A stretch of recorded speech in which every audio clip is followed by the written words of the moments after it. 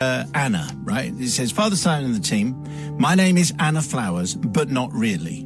So okay. So let's call it Anna Flowers. My confession relates to a mishap when my colleague and I were travelling back from a 2-day business trip to Guernsey. While sitting in the bar, restaurant area of the very small departure lounge, my colleague and I decided it would be nice to have a civilised and relaxing glass of red wine whilst waiting for our flight to be called to board.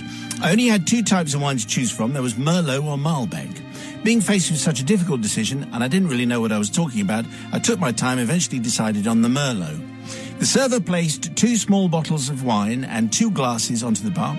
I took the bottles and the 2 glasses to our table, promptly poured the whole contents of the small bottle into my glass.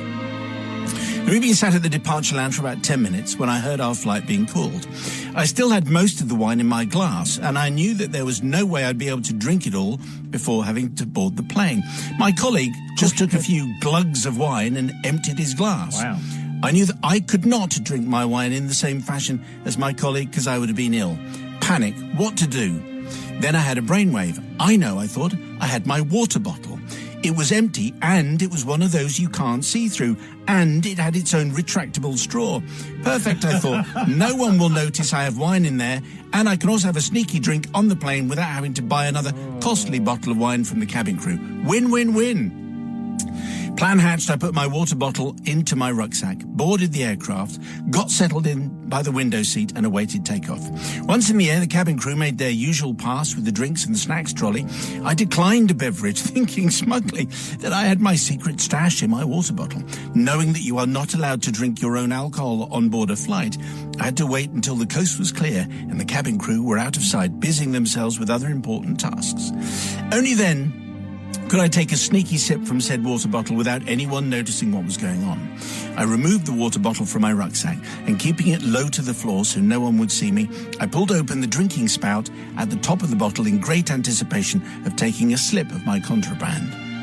Imagine my horror, therefore, as a claret fountain gushed from the spout like a rocket being launched into space. In shock, mouth open and eyes on stalks, I stared at this fountain of red wine gushing from the spout for what seemed like an eternity. On and on it went. Eventually, I closed the spout, but it was too late. There was wine everywhere. Luckily, the 2 seats in front of us were unoccupied, so all I had to do was to clean the back of the seats, which I set about doing with my baby wipes. The window and the casing was also completely drenched with red wine, so I hurriedly cleaned that up as well before anyone else noticed what had happened. I looked across to my colleague, who had remained stock still and silent throughout the whole fiasco, observing my antics over the top of his reading glasses, reading book in hand, which was now drenched with red claret.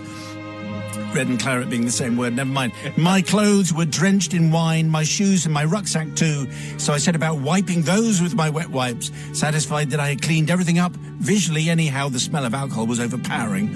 I sat back and hoped that I had managed to avoid detection and would not get into trouble. As I sat back finally to relax for the remainder of the flight, my colleague nudged my arm and, without saying a word, nodded his head upwards, indicating for me to look up to the ceiling compartment where the lights, air vents and oxygen masks are secured. To my horror, the wine had reached every single nook and cranny of the ceiling compartment above us. How did it manage this? Again, I took to hastily cleaning the area with my wet wipes, who were working very, very hard. Yeah. My colleague then uttered the only words he spoke to me in the entire flight. He said, "Who'd have thought that a water container would build up so much pressure on an aeroplane at 36,000 feet? He then went back to reading his book with newly decorated wine-soaked pages. Thanks for your help, mate. By the time I sat back to enjoy the flight, minus any wine I might add, we were beginning our descent to Leeds Bradford Airport. I'm sure that the small child who disembarked in front of us with a red stain on his rucksack had nothing to do with me. The car journey back to Doncaster was a long and quiet one. For weeks I couldn't get the taste or smell of wine out of my water bottle, and each time I drank from it I had the embarrassing reminder of my aeroplane mishap." There you go. So Simon, Matt, Susie, Jackie, Katie and whoever else is there, I am seeking forgiveness not only for sneaking wine onto a plane when I clearly knew I shouldn't, but also for causing the cleaning crew lots of extra work. And of course to my colleague whose book and trousers, as it became apparent as we stood to disembark the aircraft, had befallen my red wine escapades, resulting from me being a true Yorkshire woman and trying to save a pound or two. Well, I mean, that's exactly what Anna says, and that's that's not me. Anyway, it is a well-known fact that you're not allowed to take your own booze onto a plane. And so therefore I imagine Sister Jackie is going to be fairly harsh, but let's see.